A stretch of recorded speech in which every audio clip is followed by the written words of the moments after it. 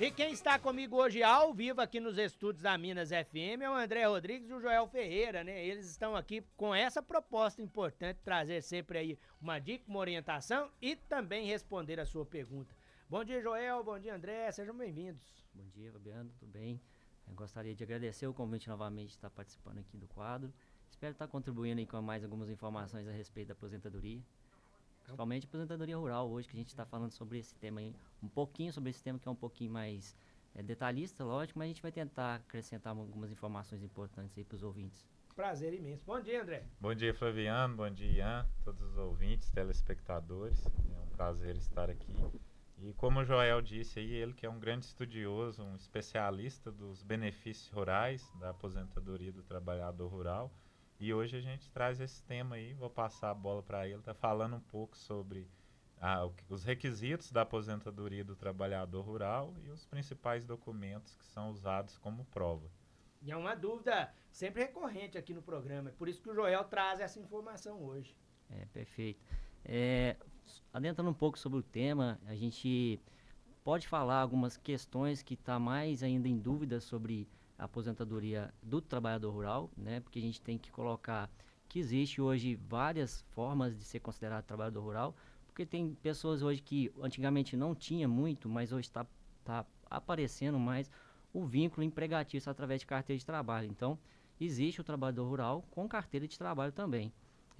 Além disso, existe também o trabalhador rural que hoje faz contribuições para o INSS através de carnês, né? Através do aquele carnezinho laranja, que muita gente fala que é a guia da Previdência Social.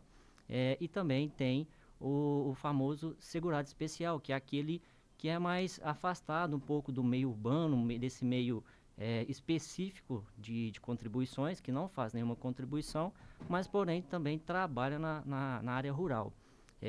A gente sabe dos requisitos, eu acho que isso para muita gente já é entendido, que é necessário hoje contribuir, ou seja, na verdade é necessário hoje ter o tempo de contribuição de 15 anos, né, tanto para homem quanto para mulher, e ter atingido a idade, 55 anos para mulher e 60 de idade para homens. O que aparece muito sobre dúvidas hoje no escritório, e a gente vê muitas pessoas perguntar a gente na rua, até aqui mesmo na rádio, às vezes manda algumas perguntas para a gente, é com relação à documentação, né? Como é que faz para provar essa atividade rural? Pois bem, o que mais a gente costuma mesmo indicar, dar exemplos hoje, seria documentos da área rural, seria a própria carteira de trabalho, quando tem, né? Quando a pessoa trabalha para um empregador, para uma empresa, no meio rural. Então, isso que tem que ter identificado na carteira seria a profissão trabalhador rural. E outra coisa que é importante a gente mencionar aqui, que na própria carteira de trabalho tem que estar escrito, pelo menos, ou indicando que aquela empresa, aquele empregador é do ramo da atividade agroindustrial ou da própria pecuária. Também tem essa indicação lá na carteira de trabalho ou através de algum dado no governo, né? O próprio empregador, ele indica o seu ramo de atividade. Quando não se tem a carteira de trabalho, que é mais aqui na região, costuma ter isso ainda, a gente costuma pedir para o cliente, o INSS exige que o cliente, que o segurado, apresente alguns documentos, sabe? Quais são os principais? Carteira de trabalho, eu já mencionei. Quando não se tem, seria a certidão de casamento, que mencionando que às vezes os pais eram trabalhadores rurais, a certidão de nascimento, às vezes dos filhos, né? Também mencionando que tem a atividade rural. A gente está num ano de eleição, né?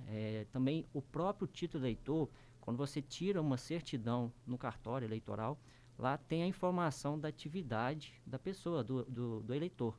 Então essa informação costuma vir com a informação de trabalhador rural, ou no caso lavrador, também tem. Alguns casos, por exemplo, mulheres, né, tem a informação do lar, né? Essa informação do lar, às vezes ela não é um fator que impede a gente apresentar a certidão eleitoral como prova da atividade, mas porém você tem que juntar essa informação com alguma outra coisa. Por exemplo, se a esposa for do lar, a gente costuma pedir a documentação referente ao esposo, porque aí o esposo pode ser lavrador.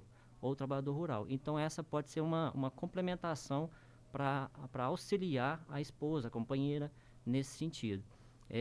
Outros documentos que às vezes a pessoa não lembra, mas costuma ser um fator principal na época de quando ela era criança, né? Porque a gente sabe que o pessoal que mora na roça começa a trabalhar muito cedo, né? Desde os 10, 8 anos, até menos às vezes. O INSS, tanto a Justiça também, já reconhece alguns períodos, né? Lógico, tem que ser comprovado através de documentos, que a partir dos 12 anos já é uma prova que você tem que, já é uma prova que você já trabalha no meio rural. Apresentando alguns documentos da época dos pais, ou até mesmo dos irmãos, a partir dessa idade, o reconhecimento, tendo esse reconhecimento desde esse período dos 12 anos, fica costuma ter uma maior facilidade para atingir o tempo de 15 anos de tempo de contribuição. Outra coisa que é bom informar, muita gente às vezes já até aposentou, sabe? Por exemplo, às vezes a pessoa já aposentou, já cumpriu os requisitos dos 15 anos, mas porém não utilizou esse período da atividade rural. Talvez, acrescentando esse pedido para revisionar a sua aposentadoria e tentando comprovar essa atividade de quando tinha os 12 anos de idade, até quando o período que ela começou a ter o vínculo, às vezes até urbano mesmo, que a gente fala a famosa aposentadoria híbrida, pode haver um pedido de revisão da aposentadoria, porque vai acrescentar o tempo de contribuição e assim pode ser, lógico, a gente tem que fazer uma análise, né? E pode ser que seu salário de benefício aumente com essa revisão. Então é importante a gente falar não só para as pessoas que têm direito à aposentadoria rural, mas para as pessoas que às vezes já aposentaram por idade, por exemplo, mas que não utilizaram esse período de tempo rural, porque isso pode ser um fator para aumentar a sua aposentadoria também, sabe? Então, assim, atualmente a legislação mudou um pouquinho o cálculo para saber qual que é o salário do benefício. Hoje a gente utiliza a média de 100% das contribuições, quando há contribuições do segurado especial, trabalhador rural, e dessa média a gente utiliza 70% para saber qual que seria o seu salário. Ou seja, além disso, ultrapassando essa média dos 15 anos, ou seja, a pessoa às vezes comprovou mais do que 15 anos, 16, 17, 20, 25, né? Vai acrescentar 1% a mais no salário do benefício da aposentadoria. Então, quanto maior o tempo de contribuição, comprovadamente feito, maior será o seu salário. Uma coisa que é bom a gente mencionar hoje, que às vezes a pessoa tem dificuldade, até mesmo por falta de conhecimento, de prática, né? Às vezes hoje o trabalhador rural ele já é mais informatizado, tem acesso à internet, tem acesso aos meios de comunicação, celular, até mesmo aqui na rádio, né? São ouvintes aqui da rádio. É importante a gente mencionar o seguinte, hoje é necessário fazer o requerimento no INSS. Você não vai aposentar quando atingir a idade automaticamente. O INSS não vai fazer o requerimento para você, nenhum familiar, ninguém. Você tem que fazer o requerimento. Fazendo esse requerimento, um documento é muito importante, é a autodeclaração. Ou seja, existe um formulário no requerimento do INSS, quando você vai fazer, que você tem que preencher ele.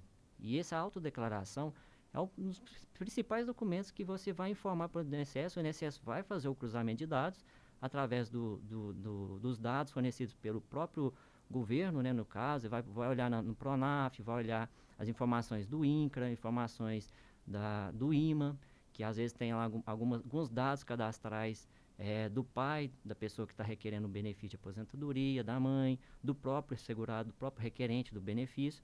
Então ele vai fazer esse cruzamento. Então tudo que você preencher no requerimento vai ser informado pelo INSS e o INSS vai saber se aquilo que você está preenchendo condiz com o que você está requerendo também.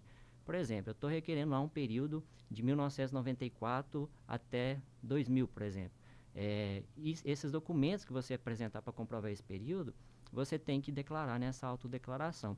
Então, são alguns pontos principais aí que eu queria trazer e trazer um pouquinho de atenção com relação a esse requerimento, às provas documentais, para a gente poder falar mais e trazer essas informações para os ouvintes. Aí, informações importantes para você, né, em relação a esses benefícios, né, e principalmente o benefício da aposentadoria rural. Como eu disse, né, é o momento também de responder os ouvintes. A gente já tem aqui algumas perguntas, né, Ian? Vamos lá, vamos começar a responder os ouvintes aqui da Minas FM. Bom dia, me chamo Cláudia, tenho 54 anos. O ano que vem eu faço 55 anos e 30 anos. Bom dia, me chamo Cláudia, tem 54 anos. O ano que vem eu faço 55 anos e 30 anos de carteira. Trabalho em fábrica, costureira. Com quantos anos que eu vou aposentar? Será que eu vou aposentar com 58? Bom dia, é interessante a pergunta. A reforma da Previdência instituiu a idade mínima de 62 anos. Então, a princípio, ela vai se aposentar aos 62. Por que eu falo a princípio? O ideal é que ela procure um profissional que faça o cálculo, porque pode ser que ela enquadre numa regra de transição que possibilite uma aposentadoria antes dos 62 anos.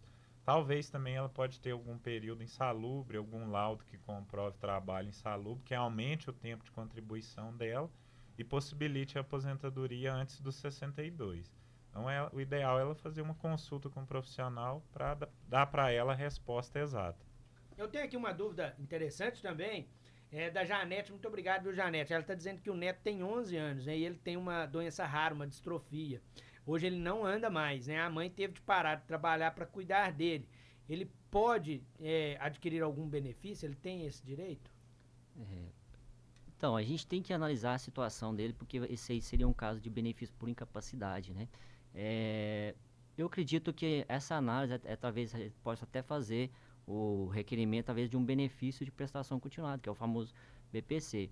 Porém, a gente tem que saber se essa incapacidade dele seria permanente, né? Ou seria um quadro que não tem condições de reverter isso com relação à saúde dele, mas é preciso analisar isso com mais cuidado e ver a documentação médica, tá? Mas a gente pode pensar em talvez fazer realmente um requerimento, talvez do benefício de prestação continuada, analisando, lógico, a renda do grupo familiar, das pessoas, que é até um quarto salário mínimo, que é exigido hoje, tem que estar fazendo o cadastro no CRAS também, o famoso CAD único, e analisar essa incapacidade, talvez essa deficiência, né? Nesse caso do filho, né, que falou que ele tem essa condição. Mas pode sim.